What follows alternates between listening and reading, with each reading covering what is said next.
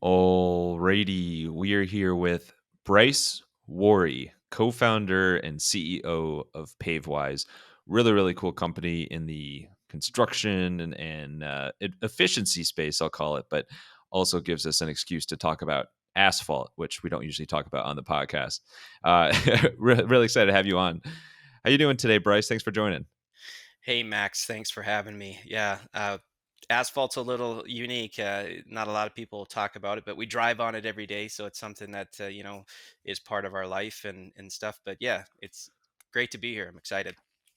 Yeah, of course. So I have carved out 45 minutes for us to talk about the science behind asphalt. No, I'm just kidding. No, maybe we'll get into some of that, but it's a really cool and really important space you're in, and as you mentioned, something that we all deal with every single day. But before we get into PaveWise, so I know you come from a family that has a little bit of a background in the construction space. Can you share what it was like growing up in a quote unquote construction family? Yep. I mean, wake up early, hard work, long days. You really kind of mold your place, and I mean, it was good. I mean, you learned to work hard and run equipment and just do wear multiple hats. And I think that's really one of the things that's helped me is I've been in a lot of all those positions from running equipment to managing a few people to managing a whole company, and I've stepped down those paths in my own shoes. So it's been good. Hard work, you're really taught from the beginning. You get what you put into it, and the early bird gets the worm, and that's what being part of a family that you know has construction in their blood. That's what you have to do to survive. So Yeah, hard work, early mornings. I mean, there's a lot of similarities, I think, to like my dad's side. So he grew up in southern Indiana, and not specifically his generation. He did work on a farm for a little bit, but you go back generations to like my grandpa and great grandparents and like that, and like it was big time farming world. And I think some of those same lessons passed on to generations about getting up early and just doing the work. And it's like you can't, like there's no choice. Like you just got to do it, and you got to work hard. And I think a lot of those similarities, cross over to the construction world as well. It sounds like. What mhm. was it that what lessons did your family and those involved in the construction space teach you about hard work, about hard work, if I could pronounce it? Because it's one thing to say it, but it's another thing to get yourself motivated to do it every day. I mean, you learn from the people that your mentors in front of you. So when you see your grandpa wake up early in the morning and work hard and adapt, like that's the other thing is you learn to do multiple things. I remember watching my grandpa who could weld. He was a carpenter, and he could run equipment, and like he'd take something would break down, and we're miles from a shop or we're weeks away from getting a part, and we would have to build this ourselves in the shop and to keep going with the equipment and keep moving forward. So being adaptive and just taking a problem and finding a solution for it, and just thinking outside the box really is one of the biggest things that I was taught. Was just like, okay, we have this problem, we have this issue, how do we fix it, and what can we do, what tools can we use to fix this issue. um, I really feel like that was one of the biggest things I gained being in a construction family, was just thinking outside the box and always finding a solution for the problem, even if you don't have the right tools. And what was it like, if you think back from an early age, what aspect or like construction activity, I don't know what the official name is, what was it that as a little kid you were like, oh, that's really cool, I want to do that one day? I remember one time my grandpa had a Case International tractor with maybe a 4 or 5 yard scraper on it, and he was moving dirt. And I thought that was the coolest thing in the world.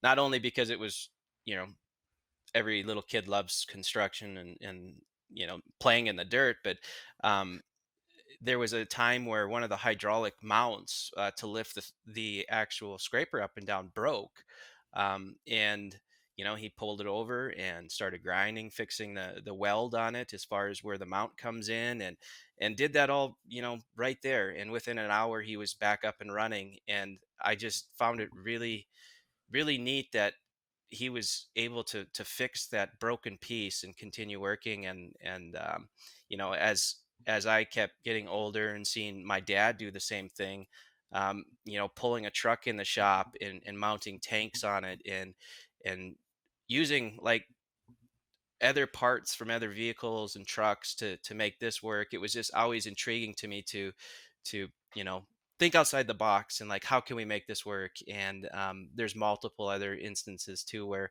we always just worked with what we had, and just found a solution to the problem. So thinking outside the box segues swimmingly to Pavewise.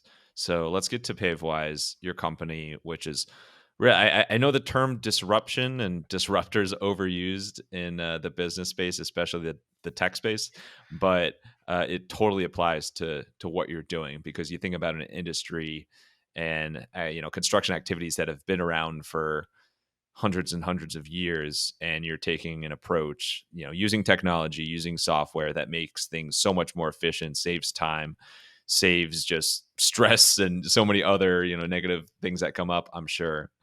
uh what was it for you that was the first like seed of an idea of like, hey, we can really disrupt this space somehow? I I organically fell into technology within construction. I was one of the first adopters of a lot of technology, like automation for grade control for earth moving. I seen the future of it, and before that was even a thing, surveys that go out and put stakes in the ground with cuts, fills, all that. And I seen that technology coming with GPS, and we adopted to that right away. And I mean, it literally turned our efficiency around just like that as a company. Time saving, safety, all that. So I really seen how technology was going to change this industry. So as we moved into intelligent compaction in the paving world, into um, paver mounted thermal profilers, all these things that give us data to allow us to be proactive and change our operations to be more successful. Because without this data, we really, we're running what I call blind. You can't make adjustments because you don't have the technologies to tell you how you're performing. So I attracted to those heavily in the early 2000, about 14, 15, and started implementing them into not only the construction company I worked for and owned, but other companies that like, hey, you got to run this for training and use this. It's going to help you significantly. And it just kind of grew out into, I became this technology expert in the paving world, um, which kind of steamrolled or snowballed affected into Pavewise. You can say steamrolled. I think that's perfect, actually. Steamrolled, yeah. Well, it literally did.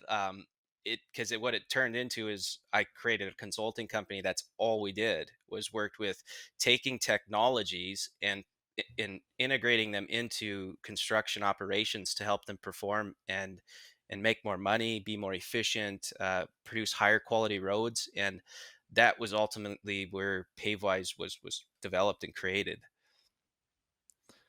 How did you how did you start to learn, like familiarize yourself with the tech side of things? Because it's like no one, especially anybody who, isn't born in the past 5-10 years, like no one is born with just that like tech backing naturally, especially when it's in like an industry where tech is a newer thing. How did you familiarize yourself with that? Practice, practice, lots of failed attempts, and I never gave up on it. Where a lot of people were, because they just found it as more work than benefit, and I kept pushing through it, and I'm like, this will get better. Just give it some time, because it's a behavior change. We're dealing with that right now, even with our software. We're disrupting an industry with an idea of, we can help you perform better by integrating 95% accurate weather into your schedules, looking out, forecasting your impacts on your projects, ground truthing your weather data, giving you operational recommendations based off of the upcoming weather. So being like adaptive. These these industries all work outside, and the biggest thing that controls anything that you can do is the weather. um, so why we know we can't change the weather, but we can plan accordingly and change our operations. You have to adapt to the environment you're in to stay successful with efficiency, with quality, all those things. And nobody's been doing that. And it literally blew my mind 5 years ago when I was working on huge projects. I'm talking 30, 40, $50 million projects with 60, 70, 80 days of paving. And I'd sit down with the contractor and I'd look at their paving schedule, and they wouldn't have a rain day scheduled in, like in 60, 70, 80 days of paving, like no rain days. And I'd be like, this is not even realistic. Like, let's look out at least into the next month and put in at least a few rain days and impacts here, or else we're going to wonder why we're falling behind in our schedule. And that's what really sparked the interest in creating Pavewise. And then knowing that the impacts, like if you don't change in the environment, the wind picks up, it starts cooling that mat. Asphalt, is hot, it comes out hot. If just like a piece of food, if you blow on it, it cools faster. So if the wind picks up and cools that mat, and you don't adjust and move your operations tighter together, the quality of that road decreases, because it's cooling faster. So like making those changes proactively, knowing that this is coming, improves the quality of the road and the efficiency, your profits, all that. And that's what we're really trying to get through to people with when we say we're disrupting. That's what we're trying to disrupt, is that mindset of being reactive. The industry's reactive. We want them to move into proactive. So, as someone who's a paving virgin, I've never paved myself. Um, I can guess what it might be better conditions to pave in, but I'm curious, like what is like your perfect day look like from a weather standpoint in order to pave and get it done efficiently? I love this question because we've actually built engines based off of like a perfect day, a not so good day, and like the weather comes through. Our 95% accurate weather comes through this, and we've actually built the impact. So we know a perfect day of paving is anywhere from 70 to 80 degrees. It's almost like lab conditions, like inside. A wind speed of less than 10 miles per hour. 60, 70, or 65 to 85 is what we consider in our engine as a good temperature, with low wind speeds, obviously no moisture. And the humidity really doesn't affect too much, but a humidity of less than 60% would is nice for certain mix designs. So that's a perfect day. Just a beautiful sunny day. What I should we do cloud coverage as well. So cloud coverage, it can affect the way the asphalt. I don't want to call it curing, but sets up, cools, all that as well. So a beautiful sunny day, just like if you were going to go out on a nice walk, you'd want that same condition for paving. And what does rain actually do to asphalt, like, or concrete? If it's not set in yet.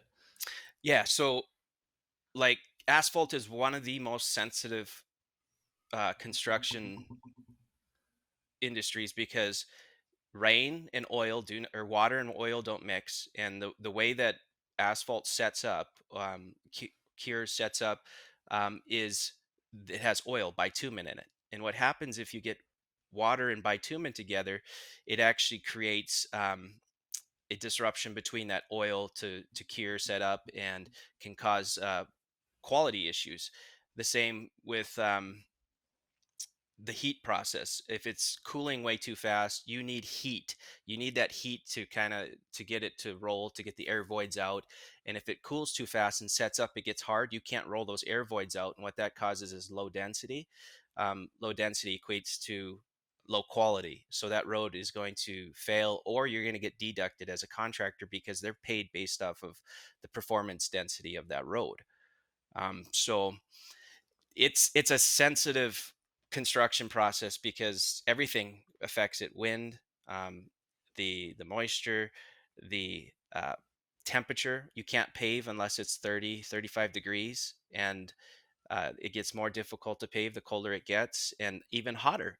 So what happens when it's like 90, 100, 110 in like Arizona, Utah, even Texas? I just came from San Antonio.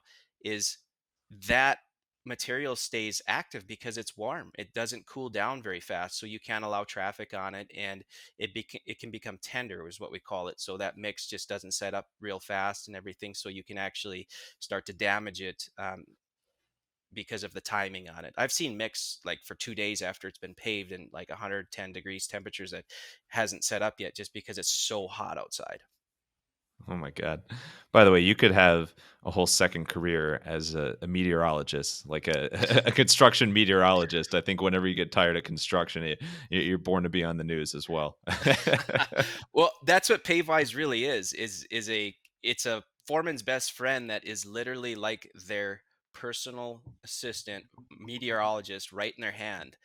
We text notify them like when the inclement weather's coming, what operations should change. Like we are like giving them the data and knowledge to be proactive and make decisions and change and just know what's going to be happening.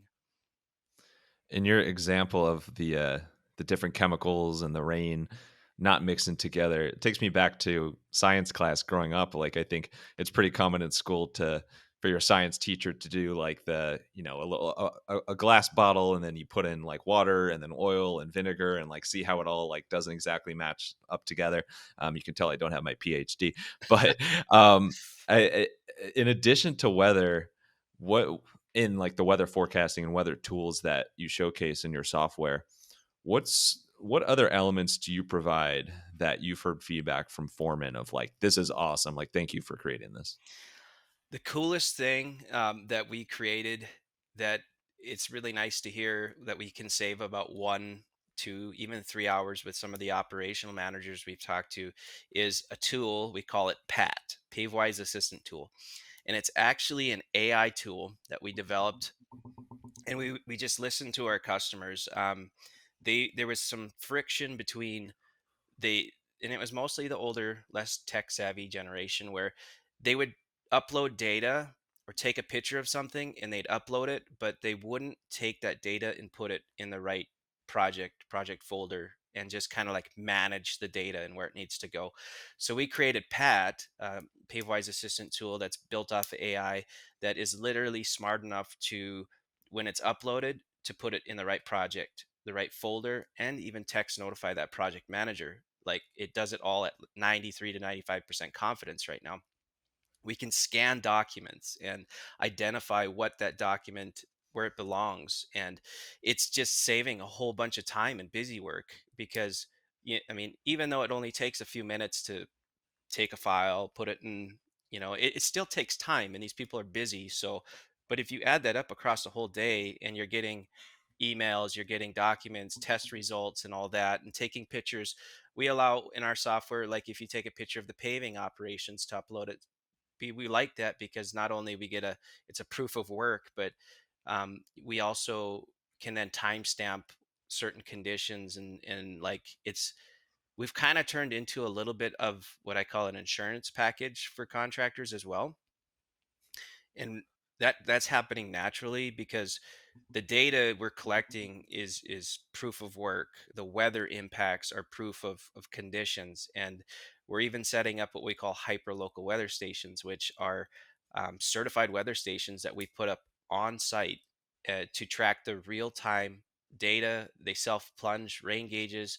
They automate some of the requirements of weather tracking on these projects, and they're really an insurance package that if there's inclement weather that happened for 3 4 days and the contractor wasn't able to work, they can, you know use that data to go back to the owner and be like, this was not my fault, I couldn't work, this wasn't your fault, and how do we use this data to prevent like some litigation and like work together almost like a smart contract instead of pointing fingers and being reactive at the end of the project. Well, we didn't hit our completion date, why? Well, I mean, we have the data and the software to kind of prevent that. I mean, like, let's work together. We can't control weather, we all know that. So that's really one of our goals, is to help be that mediator between parties because we want them to perform. And quite honestly, you don't want a contract. You don't want to be paving when it's raining. And if I was the owner that hired that contractor to do the work, you don't, that's a low quality, that the chances of that road performing at quality and hitting its life cycle, I as an owner wouldn't want to. It's like having someone come paint your house when it's raining. Nobody would do that, right? So that's our ultimate goal, is to do some of that. So not only are you an entrepreneur and a meteorologist, you're an insurance agent as well. So there, you wear many hats, Bryce. I think you need to give yourself more credit in the versatility there. No. It just, well, these things just kind of happen as you introduce something new to an industry. It's, you find more tool or more voids that it can be filled with what you're doing, and that's what's kind of happening with us. Is we find more of these like problems. We talk with our customers, we run the software, and they're like, hey, this is really actually a huge problem, and this is something that nobody's doing. um, like with our weather stations, they self automate some of the what they call storm erosion control. So like they have to track if there's a quarter inch of rain. They got rain gauges like out that we have up that we go dump, right? These projects are required to have that federally, um, if they disturb over an acre of land. And now if they have a weather station out there like ours, it self plunges. They get a text notification when they get a quarter inch of rain. They don't have to go out and dump a rain gauge now. It's just like it automated that process for them, and that was somebody's time to go out and literally take a picture of a rain gauge and dump it, and now they don't have to do that. So that's huge. That's time savings, and that anytime you can save people time, it's like gold in this industry. Yeah, time and then convenience. That convenience factor, obviously, like huge priorities for you. You talk about introducing something new to an industry, which is much easier said than done. What are some of the biggest challenges that you've seen trying to, be one of these? I'm going to use it again, disruptors. We're I mean, we're changing behaviors, right? It's this industry. Our biggest competitor, quite honestly, is pen and paper, and um, just a single point weather radar app, or they watch the weather in the morning, on the news. And to take people that have done something that way for even 10, 15, 20, 30 years, and now give them the access to a technology that does it all. There's a lot of hand holding, teaching, trust is huge. Like, I mean, we have to let them trust that it's going to do what they did before and make their jobs easier. So that's our biggest hurdle right now, is we have to build those relationships based off of trust and show them and teach them that you can do this still. Like, we don't, if we have an inspector or a project manager that refuses to give up writing on a piece of paper like their journal, that's fine. Just take a picture of your journal and upload it into the software so that we have that data in there, and at least everybody has access to those notes and everything. And so we we are definitely working through some of the changes, and that's why we do these podcasts, is just to introduce people to the idea. And I mean, there isn't a contractor that you could pick out any contractor that's like, I've never been affected by rain or the weather. I mean, everybody has. And That would be like a superhero. Like, rain yeah, doesn't bother me. yeah, right. I mean, it just, it happens. And if it's not rain, then it's wind or temperatures. It's, it doesn't matter where you are or what you're doing. If you're working outside, you're going to be affected sooner or later by something involved with weather. So Yeah, that changing behavior piece, like that's a big kahuna. Like that is a big barrier that is so hard to change.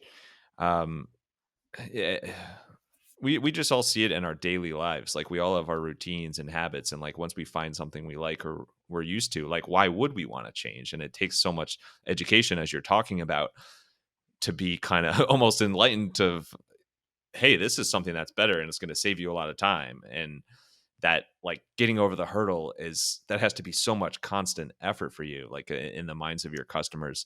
What have been the best ways that you've been able to actually somehow change some consumer behavior, especially in the, as you mentioned, some of like the older and less tech reliant consumers?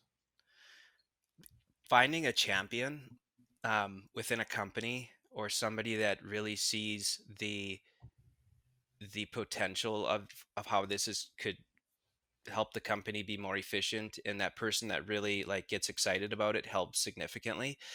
um, and I mean, just training and going out with the customers, we do a lot of that. Like, go out and run a project with them and watch them run it and listen to them. Listen to the customers is huge. You have to listen.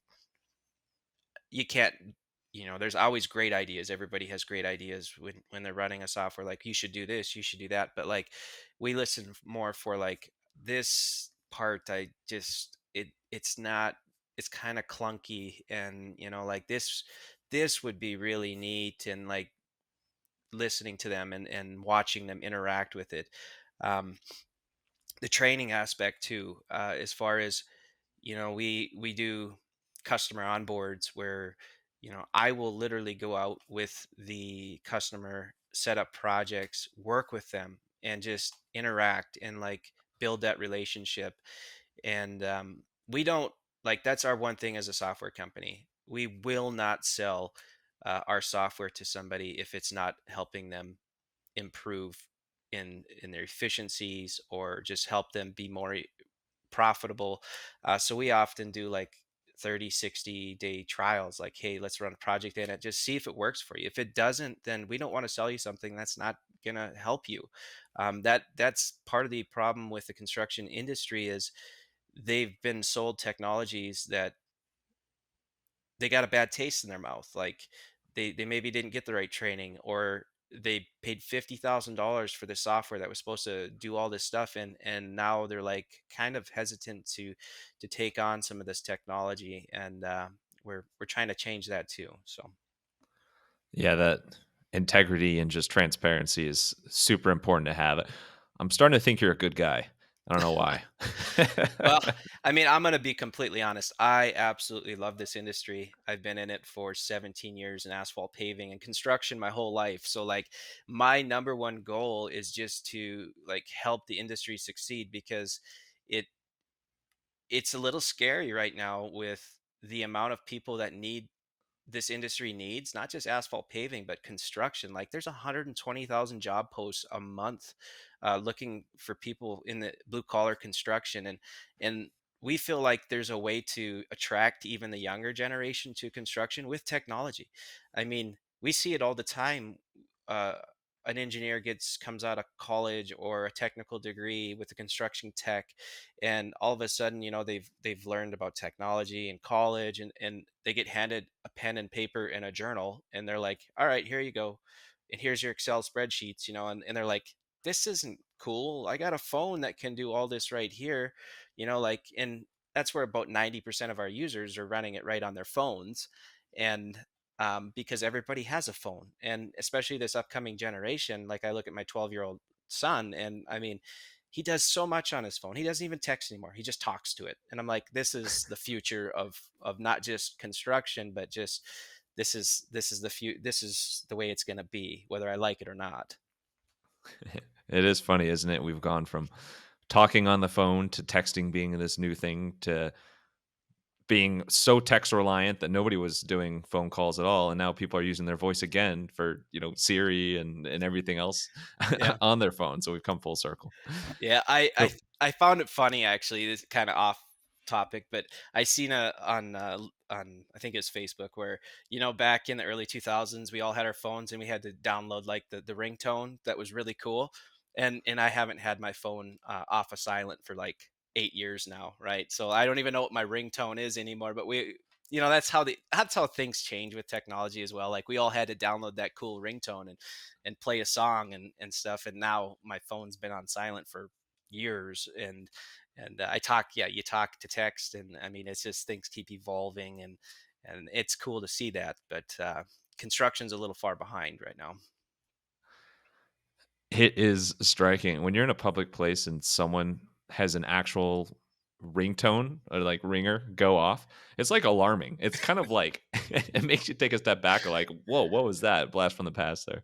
Yeah, right. So on that note, would love to dive more into you more on the personal side and how you operate and how you know, the whole work life balance thing. And any entrepreneur knows how stressful it can be as a business owner in any business, but especially when you're trying to spend so much time change behaviors and educate consumers and do such the big and awesome undertaking that you're doing. What are your favorite ways to keep yourself calm and relaxed and keep your mind kind of open, receptive to creative ideas when there's just so much going on for you every day? I've learned that you need to take time for yourself, and I learned that not I learned it from experience. I had some a mental breakdown like 6 7 years ago where I just was work work work work, and it eventually caught up to me. I mean, it was a lifestyle I was living, lots of coffee, lots of Red Bulls just to keep my company going. I had a consulting company, and I wasn't taking any time for myself, and it caught up. Um, Now I make sure and take time every day to meditate, read, um, go for a walk, just anything, just to reset. Meditation has I love meditation. I started doing it about 6 years ago, and then what I kind of took it on for was someone recommended it to me, like just do a mindfulness meditation. I use Calm, and I do it. I use it religiously, um, and it took a long time to get. I have a very active brain. I'm a very active person. So like it took me years to get to a point where I could sit down and actually meditate and use it efficiently. But after I found out how important it is just to reset and take time for yourself, whether it's 10 minutes or, you know, reading and just like taking a little bit of time is so important. And I wish if there's anything I can stress to anybody who's, like starting doing a startup and thinking about pursuing this journey is like make sure you celebrate the wins and take some time to you know meditate, read, go for a walk, exercise. Just it's so worth it in the end. So that's how I do that. And I got a family. I got 4 kids, and my co-founder is also my wife. So we are a family business. My son is doing cap cuts and editing and LinkedIn for me, and like so we're a family business, and so we're all involved. They all just came down to San Antonio for I had a paving event down there and visited. So we traveled together and spend time with the family, and yeah, just enjoy the time you have because it's time is the one thing we can't get back. So So that was you that was going viral for paving the Riverwalk this past weekend. No, I'm just kidding. No, yeah, I totally feel you on the active mind or active brain part. Like I'm someone who personally I don't meditate, but I totally understand and like see the benefits there. Maybe I'll get into it one day, but I'm a big fan of taking naps and just like the, shorter power naps. And, my mind is so active as well. Like sometimes when I just lay down on the couch for a nap, I got so many things going through my mind. And also I'm so excited to nap that I'm like, I almost get to the end of my 25 minutes and then I realize like, oh my God, I didn't fall asleep at all. So I yeah. don't know if that's considered meditating or just poor napping behavior, but how have you learned to like get your mind to quiet down enough that you can, check the box, count it as meditating? Practice, practice, practice. I mean, it literally that's the only thing you can do. And I tried different types, like time meditation, and then I would try what they call well, there's mindfulness, but there's another one called like a body scan where you can actually concentrate on like your toes and then your knees and Mm. stuff. So I tried multiple ones and practice them all, but like your brain is a muscle.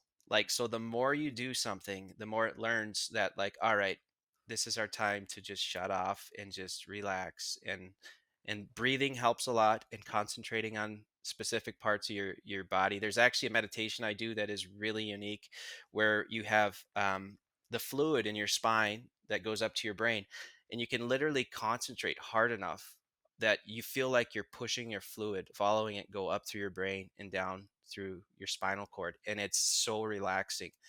And I do this a lot for meditation. I'm not a good flyer. I do not like flying on planes, and I flew on 66 flights last year. Um, Wow, that's a lot for not a flyer. yeah. So what I had to do was like I was a horrible flyer. I did not like being.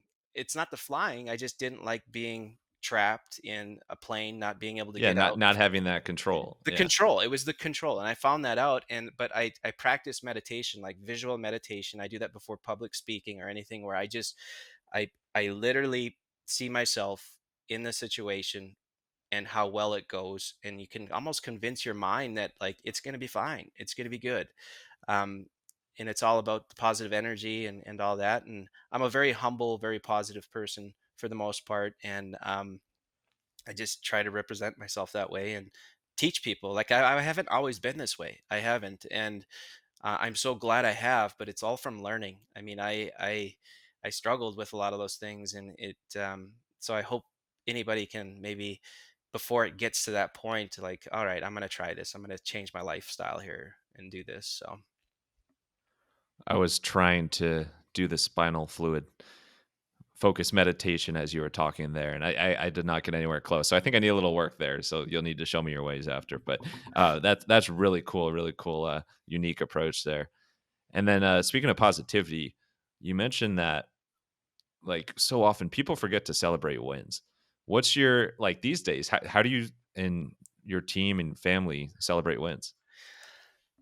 we've really made it a point to like, a big win is something that we have a Slack channel. We really, talk about it on there, and we have a weekly, sorry, a monthly update that we celebrate our highs, our lows, and we take the time to,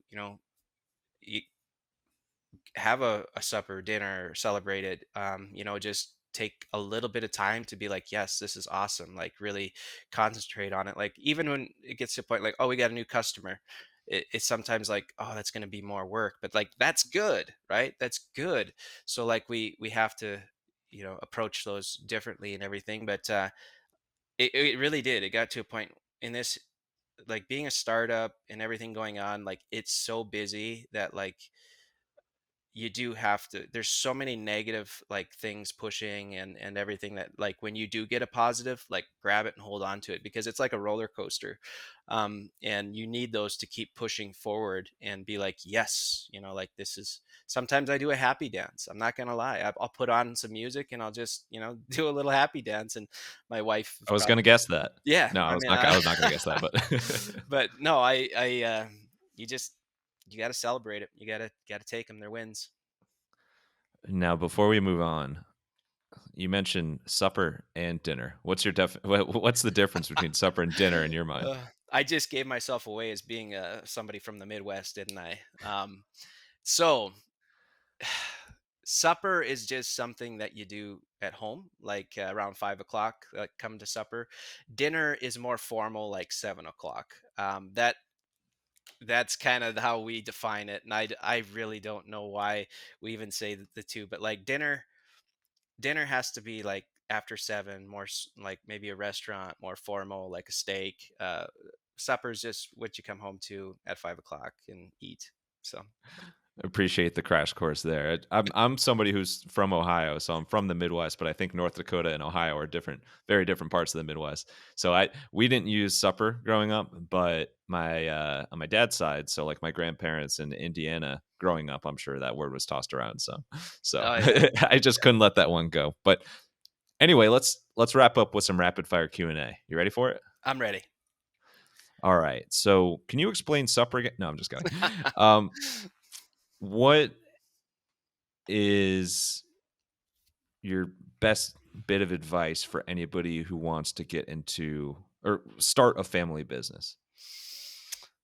Go all in. And like the best thing that we ever did was like, my wife is the COO, and she's very involved with what's going on in the business. So we're all on the same page of what's happening. There's full transparency.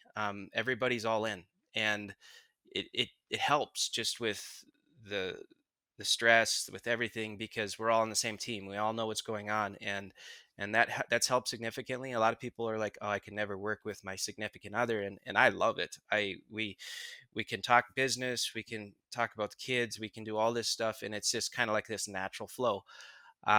So yeah, I mean, go all in. I mean, if you got a dream, chase it, and just don't just take your chips and go for it.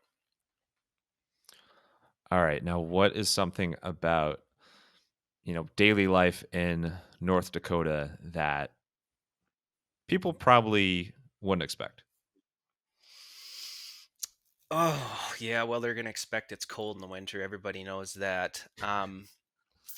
It North Dakota is a very humble state. It's